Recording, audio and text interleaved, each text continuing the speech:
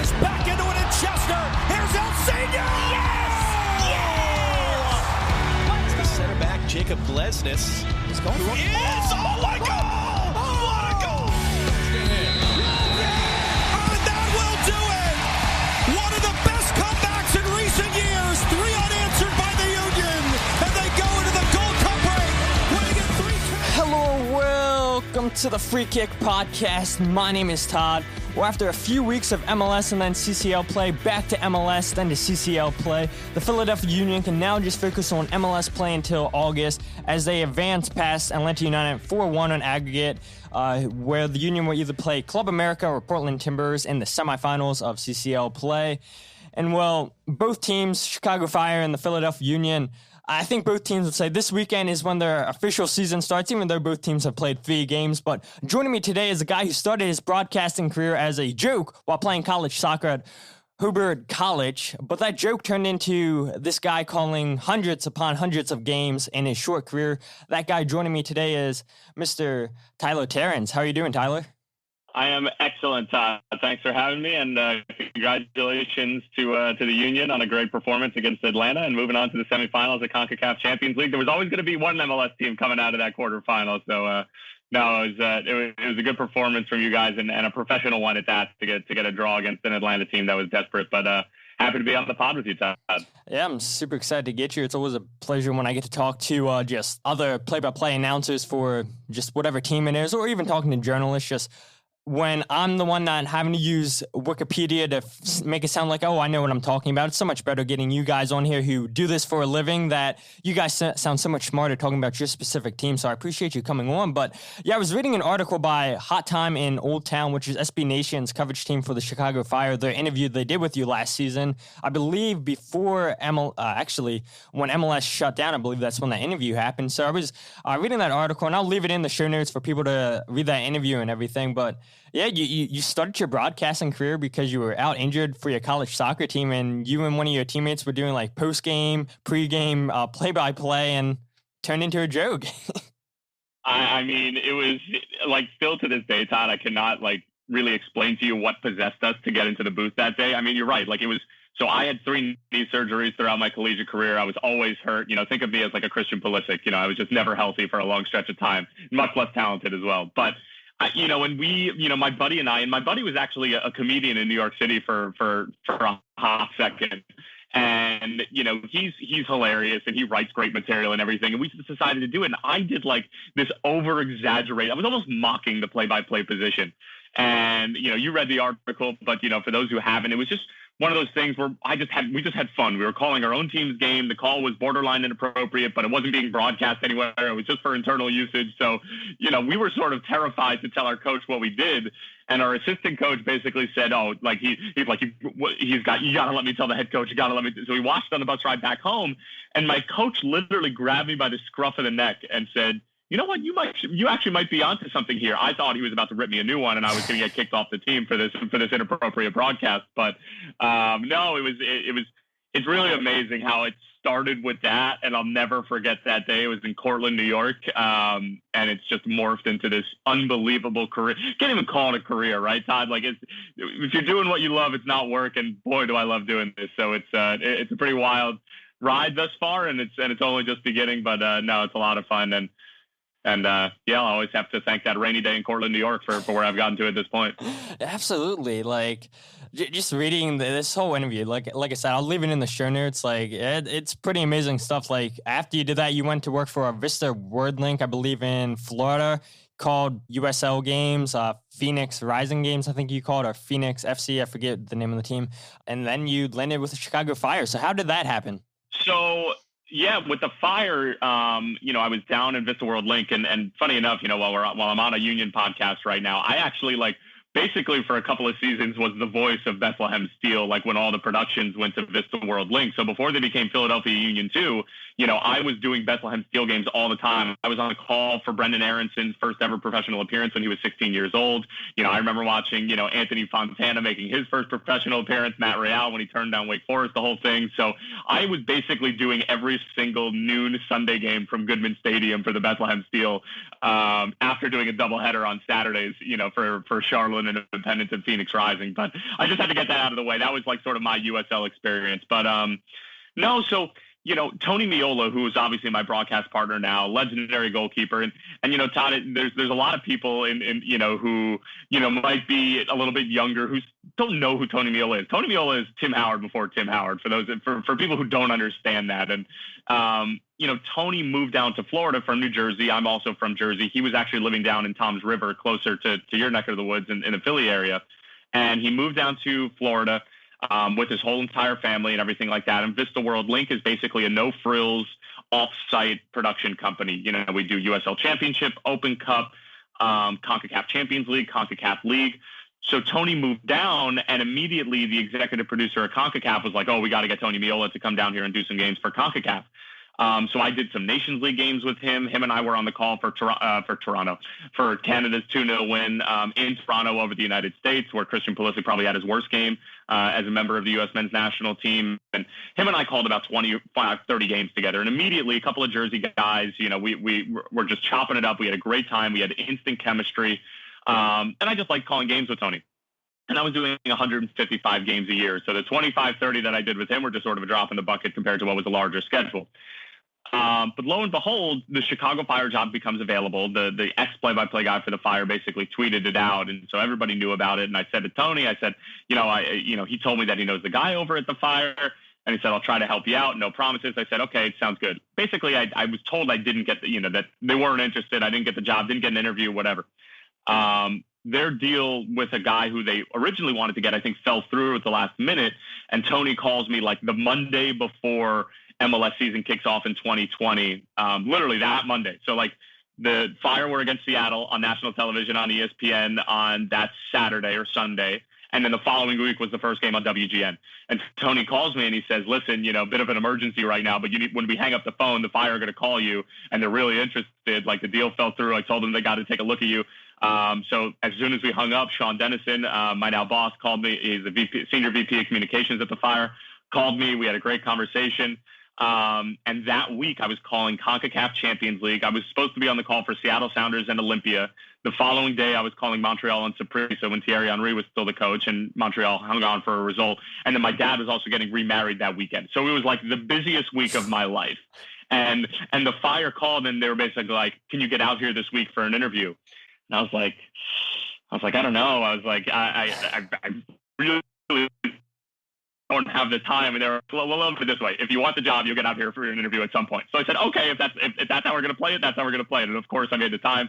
I think I passed up on the Seattle Olympia game, which actually ended up being a classic. And I'll still never regret, going to the interview instead. Yeah. But, I went there for an interview on a Thursday and I found out Friday morning before taping a Scotiabank CONCACAF Champions League show that I got the job. And then I called the game, in New England with Tony. That was the first game that I did, and that was the week before Major League Soccer and the world shut down due to COVID-19, and that's how the Chicago Fire job came about. Absolutely. So, like, obviously, this is just an audio podcast, but watching Tyler speak and everything, like, he had the biggest smile on his face explaining that whole story. Like, what an amazing story. And you're only, 26, 27 years old. Like, you've, in your short career, like you said earlier, it's not a career, it's a job. Like, and you're having fun with it. So it's like, it doesn't feel like a career at all and everything. Like, the experience you've had in the last year and a half, 2 years is unbelievable. Just everything that you've done. And it's only going to get bigger, I feel like, for you. And, but, I'm sure you could talk about your career even longer if you wanted to, but people aren't here, I'm sure, to hear everything about Tyler. I don't want to do that. Let's talk about the game this weekend. I don't want to talk about my career. Let's talk about the game. Absolutely. But let's go ahead and talk before we talk about this Union Chicago game. The Chicago Fire played New York Red Bulls over the weekend, which resulted in a 2-0 loss for the Fire. And on the first goal, I thought that the Fire, defensively, they defended, I thought, pretty well. Just Fabio was able to cut the ball back to Cáceres, and the only thing I didn't like on that play was how Pineda was late tracking back, and then on the second goal, New York Red Bulls were able to pick the ball off of Bornstein easily, and Jimenez and Pineda both fell asleep and allowed Caden Clark to get on the loose ball and score a great goal. And it seems like anytime Caden Clark scores a goal, it's always a banger, and that's exactly what he did against the Fire. But I do think Chicago Fire played better than the scoreline suggested, and I don't see why they couldn't have come away with their second point in the season. Your thoughts on that game, though? You know, it was a tough one to swallow for Fire fans for sure, and I think that this is the first time in the Ralph Wicky era, which started, you know, at the beginning of 2020, that it just never really seemed like they were going to generate enough chances to score. Now, you think about that over a 26-game stretch now, which is what Ralph Wicky's been in charge of for this group. That's a pretty long stretch to say that it's the first time that you've seen them really not generate anything and really not look like they're going to score. The Fire are now winless in their last 10. There's only one game that they haven't scored, and it was against Red Bulls. So they're clearly doing enough on the offensive side of the ball to be able to get over the finish line. Mauricio Pineda, as you mentioned, he was actually playing as a number 6. And last year he was third in MLS in minutes as a homegrown rookie from Bolingbrook, Illinois, and started every minute except for the first 2 games of the season as a center back. So, you know, he was playing in that position. That was his first start and really first appearance of 2021. And yeah, there were a couple of mistakes. I think Johan Kappelhoff, I think he'd be the first one to tell you that he probably should have done a little bit better when Fabio was nipping at his heels. He basically just sort of tried to take a swipe at the ball. Not sure what he was trying to do, but it landed at Fabio's feet. Fabio did really well, and I like Fabio as a striker. You know, he hasn't scored yet, and I know that that's when you bring in a number 9, especially a Brazilian. You're like, go score some goals, and we'll take care of the rest. He's a very good hold-up player. I don't want to get too crazy with the comparisons. Reminds me a little bit of Bobby Firmino. Yeah. I'm a you'll never walk alone kind of guy. So like I sense that from him. He just wants to link up play. He's got a good sense of where he is on the field, good presence of mind. But you know, this was a game that Tony and I, when we stepped away from it, it sucked the life out of us. And if it sucks the life out of us, I can only imagine what it's like for the Fire fans right now, because it was frustrating. There's no doubt about that. The first 3 weeks of this season have been frustrating because this is a group, Todd, that, you know, won 5 games last year. They didn't win a road game. The only other team in MLS to not win a road game last year were the eventual MLS Cup champions in Columbus Crew. So, you know, this is a group that they stuck with. They made a few new signings, and I know we'll talk about that a little bit, but now they're winless in their first 3. The other side of the coin here, Todd, is that there's a slew of injuries that basically all took place in Florida during preseason, and 2 of which actually took place against your Philadelphia Union, if you remember, in that friendly in Clearwater. So, you know, but back to the Red Bulls game, it was just one of those games where Madron and Jimenez, the game seemed to pass them by. Frankowski couldn't really find the space. Berich was kept a watchful eye on by Aaron Long. That was a good battle between those guys, and it was just it was a game that I think the Fire want to forget. And after those types of games, you know, at least from my limited playing experience, which is Division III soccer and a little bit over in Europe and a Danish FA Cup playing for a semi-professional team, is that, you know, when you have those kinds of performances where it's just nothing really goes your way, you just have to look inward, you know, and you just have to worry about yourself, get back to your principles, get back to what you know makes you successful. And it's not to say you forget about who you're playing against, the Philadelphia Union, who are obviously a great team, but focus on yourself and focus on the task ahead. And I think that that's what the Fire need to do here, because, you know, it was a very frustrating game for all involved against Red Bulls. But, you know, I don't want to give my prediction for this game yet, but just me saying that, I'm sure people listening like, okay, I can already tell where you're going for the prediction of this game, and I'll go over some stats and everything. I don't want to ruin the whole episode and say, okay, yeah, here's my prediction now. Everybody stop listening, so I'll save that till the end. But last episode I had Roberto Abramowitz on from NYCFC, and we talked about expectations for manager Ronny Dalla going into his second season as manager, and I mentioned how last season wasn't ideal for him or just any new coach in MLS with how unregular last season was with COVID. And, you know, you get those first 2 games in and then MLS completely stops. And then you have those few months break and then you go down to Florida to play 3 regular season games. And if you're lucky enough, then you advance farther in the MLS's back tournament. And so for a coach like Ralph Wicky, yeah, it's not ideal for him, right? His first official year as head coach of the Chicago Fire, plays 26 games, 23 games last season. And look, I'm sure he couldn't implement everything that he wanted to last season in those little amount of games. And even with the crazy season the Fire had, I believe they had 8 draws last season. they were 1 point off from making the playoffs. And I know they allowed 10 teams to make the playoffs last season, but in my opinion, I don't think it was that bad of a season for Chicago Fire, because I look at so many of their games, 8 draws, like I said. Chicago Fire, they had games that they either tied late in the season or they blew the lead late. It's like they couldn't keep hold of the lead, and it's like a couple points. Like, they could have been in the playoffs, and those 8 draws could have been, 2-3 more wins, and they would have been in the playoffs comfortably. But now going into, I guess we're all hoping for a regular season this season, going into Coach Ralph Wicky's second season. What are your expectations for him this year, and how could you assess how he handled everything last season? I think everything that you said was right. And I think that, the expectations last year, there weren't many, right? I mean, this is a group that had 18 new signings across the board. 18 new signings for a team that already has existed for 20 some odd years. I mean, that's unprecedented. That's an expansion team, is what a lot of people would like to call it. And to some extent it is. I think that the expectations heading in, had it been a normal season and the COVID-19 had never happened, then I think that, if he had only 5 wins in a 34-game season, we'd probably be having a different conversation. But, there was always this expectation that, Raphael Wicky's side was going to play some really good football, pay homage to the beautiful game. He's coming over from the likes of FC Basel. He went toe-to-toe with Jose Mourinho, Champions League round of 16. First coach to, bring a Swiss team to that level. But, it's just been one of those ones where, comparing last year to this year, it's difficult, but it needs to be done. Because there was 18 new signings last year, because Lukas Stojanovic and Johan Kappelhoff both had a combined basically 6 appearances last year. Lukas Stojanovic has emerged as one of the best players on the Fire, and the Fire were without him for the entirety of 2020, with the exception of 60 minutes against San Jose. So, the expectations, the bar is starting to be raised because he made this commitment to the group that only had 5 wins last year, and made the commitment to this year. Didn't give up to guys and sign new ones and made a commitment to this group. But again, it's one of those things where we're 3 games into the season. There's 5 injuries to guys who all would be getting playing time right now, and including your number 1 goalkeeper, who is supposed to be the guy in between the sticks, and Kenny Kronholm.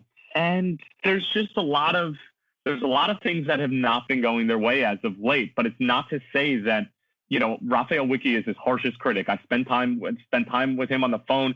He's not just throwing his hands up and saying, well, I can't get, the defense to, not fall asleep for 5 minutes, and I can't get, our guys to finish off opportunities. What am I supposed to do? That's not his mentality. He's looking inward and saying, what am I doing wrong as a coach to try to get to not be able to get these results and to not get our first win of 2021? So I appreciate that as a human being, that he's not making the excuses that you might hear other coaches in world football make. He's taking it personally. He's saying, this is my fault. He's putting it on me. And that takes some of the pressure off the players. So in a roundabout answer to your question, I think that I don't think he got a pass for his first year. And there are plenty of coaches who didn't get a pass. I mean, you think about, Frank DeBoer. I mean, he was with them in 2019. He got a U.S. Open Cup. He lifted a trophy, but he was gone after a winless, MLS is back. And I believe it might have been a scoreless, or they scored 1 goal. He had a short leash, at a club like Atlanta United. And, it's one of those ones where for Wicky, I think that, the results definitely, they need to start coming soon. It's a results driven business. We all know that. But, all things considered, given the injuries and everything of the sort, I think that he's stuck to his guns. He wants to see his guys play his brand of football, which is a really fun brand of football to watch. And like you said, you're a glass half full guy, Todd. I can already tell, because a lot of Fire fans, though, would say the last year was not good for the Fire. And it wasn't. They didn't make the postseason. There's no getting around that. But at the end of the day, they were never played off the field. And they went toe-to-toe with you guys, after Calvo got sent off in the first 20 minutes for, what we can now call a very ambiguous red card, to say the least. And, Sporting Kansas City, Minnesota United, the list goes on of teams that they battled with, but they just couldn't get over the finish line. And you would think in year 2, guys who are a little bit more seasoned. Nacho Aliceda's a year older. He's not 19. He's a 20-year-old now, which makes a world of a difference. And little things like that. But Aliceda has barely played as a young designated player who's gotten, a few minutes against New England, re-aggravated an injury, and he's still working to get back to match fitness. So roundabout answer to your question, I think that the expectations were always high coming in. You bring in a European coach, you bring in two European in your sporting director and technical director in Georg Heitz and Sebastian Peltzer. The expectations are high, but I think that, if he starts to rattle off a couple of wins and then we have a couple of 4-game homestands in the summer and he gets 3 out of 4 in those and we're vying for a playoff spot, the first 3 weeks of the season are going to be forgotten. But you need to get that first one to get it out of the way. Yeah, absolutely, and that's what us Philadelphia Union fans are saying as well. But we all know the Union always, like throughout the history, always start slow at the beginning of the season. But I'm glad you brought up the game at Subaru Park last season, which we all know the Union won 2-1. You guys had a guy send off, shouldn't have been a red card, but nonetheless, it happened. And the one thing that stood out to me is you guys had a chance to tie this game up, and as soon as you guys got the red card, you guys went and scored a goal. It's no, you guys didn't sit back like most teams do once they get a red card. You guys continued your game, went right at Philadelphia Union. Andrew Wooten saved a goal off the line in extra time to have the Union pick up all 3 points, which they shouldn't have. Boric scored a goal, I believe, right before halftime. It's a handful for any defenders, but let alone the Union defenders really struggled with him last season. And like I mentioned, Chicago, they had 8 draws last season, and those draws could have been either turned into a win or stayed at a draw. But 2 things I do believe that Ralph Wicky brought to this team is, one, belief, because look, to lose a guy early on in the game and to still have fight in you, it takes a lot to get your team motivated to still say, okay, look, we have 80% of this match still to play. I'm still going to go at it. And that's exactly what Chicago did against the Philadelphia Union. And 2, I think Chicago Fire, they look a lot more dangerous than they did in the past, attacking down the flanks. But let's go ahead and look at some of the players that Chicago Fire brought in the season. One, they brought in Bulgarian winger. Man, I can't even say his name now. Ivanov. There we go. Stanislav Ivanov. There we go. Yep. Yeah, thank you. He's out for 4 months because he had surgery, I believe, on his meniscus. He's 21 years old. You have a Nigerian striker, Chinoso Ofor. Hopefully I'm saying that. Yep, you got it. There you go. 20 years old. And then you brought in Ecuadorian right back, John Espinoza, who's also 21. And so you look at that's 3 really, really young players. And I believe the Chicago Fire have an average age of 24 years old, which is the 6th youngest roster in MLS. Just looking at those 3 players that the Fire have brought in, what do you think the roster is missing, if anything? I don't know if the roster is missing anything right now, Todd. And I think that answer, is probably a little bit more clear at the end of the season, right? When we have a full sample size and you say, okay, well, where do we fall off? Were we giving goals up more so for the right-hand side, for the left-hand side? Were we not dominating possession in the middle of the field like we wanted? It's still early, and Ralph Wicky has not had an opportunity to see his full complement of players. Now, I know that injuries happen, across the league, across world football and everything of the sort, but I don't know if this roster is missing anything, because if you look back to last year, and you have these 18 new signings, they come together, they win 5 games, they don't win a game on the road. Okay, but again, you were in every single game and you were competitive against every single team that you played against, and you played against some pretty good teams, including an MLS Cup champion in the Columbus Crew twice.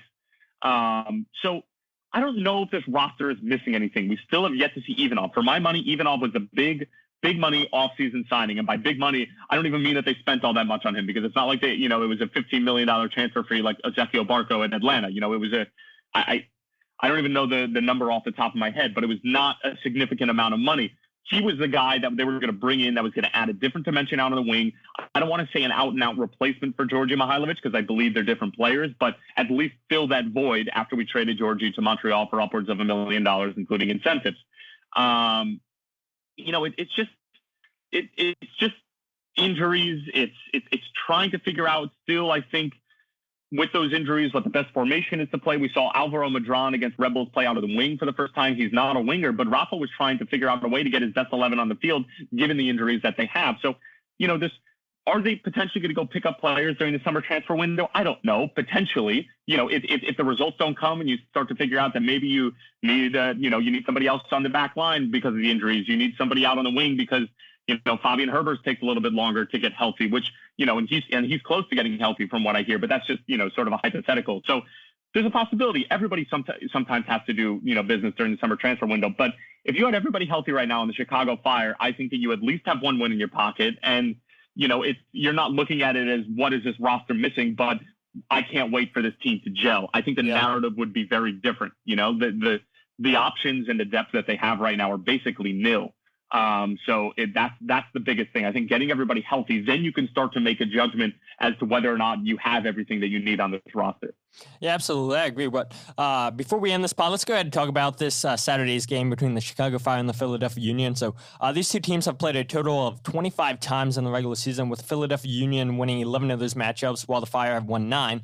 The last 2 times these two teams played in Chicago, the Fire won 2-0 in 2019 thanks to a brace from Nemanja Nikolic. The Union have 3 wins and 13 games at Chicago, and the last win came in 2018 in a 4-3 Union victory. And in those 13 games, the Union have been outscored 21-17. And I'm a strong believer that, for the most part, stats don't lie. And looking at the stats, the Union don't play well in Chicago, nor, like I said earlier, they don't start the season fast.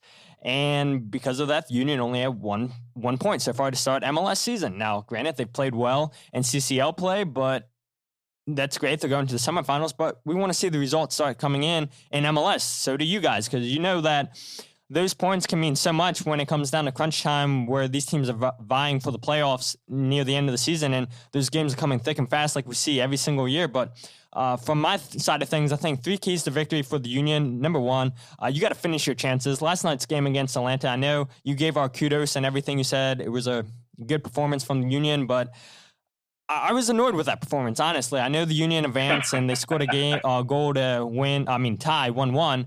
But look, the Union, they had 22 shots and only 5 on target, and only one of those shots were a goal. You go back to the NYCFC game, and yes, the Union were down a man for most of the game, but they had one big chance in the game. They missed it. And against Miami, they had 13 shots, only 3 on target, and one of those 3 shots resulted in a goal. It's not that the Union aren't creating chances, they're just not finishing their chances. And for a team like Chicago, especially, like I said, I gave you guys the stats, what it looks like for the Union going into Chicago. The Union, when they're creating chances, they can't miss those chances. They've got to bury their chances. And I know it sounds so cliche, and people are probably listening to me give those keys every single episode, and I always say, finish your chances. And yeah, it's so easy to say, right? We're not strikers, Tyler. But it's like, when you're creating so many chances, you've got to do a better job putting the ball in the back of the net, which the Union haven't, to my liking, the last couple games. And I know Jim Curtin said, look, you got to survive and advance. And that's exactly what the Union did in CCL play against Atlanta. And now they go to the semifinals. But at the same time, it's like, just finish your chances. Like, we're creating them. You can't blame the midfielders for not giving Kasper Schmeichel, Sergio Santos, Corey Burke chances. They're getting chances. They're just getting blocked. The goalie's saving them. They're hitting the balls wide. So it's like, just hit the target, please. Number 2, stop making risky tackles in your own third. Last night, Leon Flock missed a tackle that resulted in a goal for Sosa scoring for Atlanta United. Glesnes and Bizo and Martinez are all guilty of missing tackles inside their own box, which has resulted 4 chances for opposition. And sitting in the river end with the Sons of Ben, yeah, you can hear the energy just get so quiet as soon as you see one of those guys miss a tackle. And now here comes NYCFC or Atlanta United into Miami having a chance because one of the guys missed a tackle. And you know, playing soccer, you don't want to be missing tackles. You don't want to be missing chances in your own penalty box, because professional teams, they're going to make you pay. And that's exactly what we saw Atlanta United do last night. We've seen NYCFC do that. And point number 3, you got to stop Chicago from creating chances.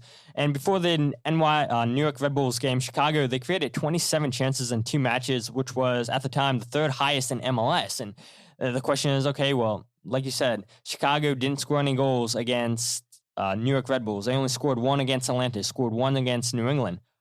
And I guess the same thing can be said about Chicago. You're creating all these chances. Just finish your chances. And so that's my 3 keys to victory for the Union. And like I said earlier, I didn't want to give my prediction, but just looking at the stats and everything, seeing the Union not finish the chances, I want to say 0-0, but I'm going to go with a 1-0 Chicago victory, which is maybe going to surprise you, and it's probably going to upset Union fans. But look, the Union don't play good in Chicago. They haven't played well in a while in Chicago, and I feel like this is going to be a game where we're going to be complaining because Kasper and Sergio Santos had chances and they missed them. So I do think Chicago is going to come out and win this game 1-0. Starting lineup's going to look like exactly the way it did against Atlanta. We saw before the game that the Union announced Stuart Finley, our third-string center back who's yet to play any minutes, is out with an injury. El Senio's out still with his groin injury. Jack DeVries is still in concussion protocol. And then Jose Martinez is missing this game due to being suspended because of his slap to Tati Castellanos. So who knows how long he'll be out for. I think probably 2 to 3 games, but MLS hasn't come out and said yet. So the starting lineup: Sergio Santos, Kasper Schrebelko, the diamond formation with Anthony Fontana at the top of the diamond, Jumir Montero on the left, Ali Bedoya on the right, Leon Flock as the number 6, and then Kai Wagner, Jack Elliott, Jacob Glesnes, and Mbaizo as your 4 defenders, and Andre Blake as the goalie. But yeah, Chicago Fire, I think we're going to win this one 1-0. Tyler, thoughts? Anything about this game? I'm on board with the 1-0 Chicago Fire win. I'll tell you what. I was actually going to say probably 2-1 Chicago would be my guess. But no, I think, listen, I think that finishing off chances is, scoring goals is the most difficult thing to do in football. And, the Fire had one of the highest XGs in Major League Soccer last year, and we've created a lot of chances. And like you said, and the numbers don't lie from a certain standpoint. But at the end of the day, I'm sure Fire fans and I'm sure Union fans wouldn't care if you created, half the amount of chances and you finished off 1 or 2 more. It doesn't matter how many you create, it's how many you finish. And, it's just one of those things where, I think that both teams are still looking for their form in league. I think that balancing CONCACAF Champions League and being the heart of international competition while you're starting league play is always such a big psychological dichotomy, because you're in the most intense competition that you can have as part of your club. And it is. And I think that we need to understand that as fans of this game and as members of the media, that this is something that you can't. How are you supposed to get up for game 2 of 34 when you're in a second leg of a quarterfinal in an international competition?